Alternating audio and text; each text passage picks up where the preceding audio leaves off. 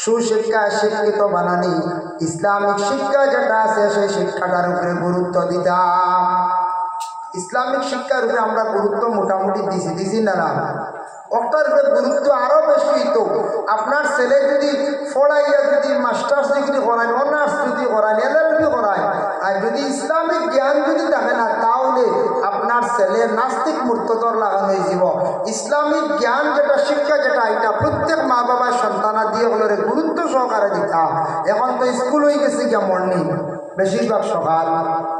একদিন এক ইমাম সাহেব শুনছি বয়ান দিতরা, দুঃখ প্রকাশ করতাম যে বাচ্চাইন করে হলাইতাম কিনা আপনারা দিন ফাটাইয়া 7টা আবার 8টা এখন নিগুন যাইতা গিয়ে স্কুল 1 ঘন্টা হলাইয়া মেসাবে কোনো বাচ্চাইন করে উপযুক্ত শিক্ষা দিতে পারবেন পঞ্চায়েত জি না দিতে পারতাম না।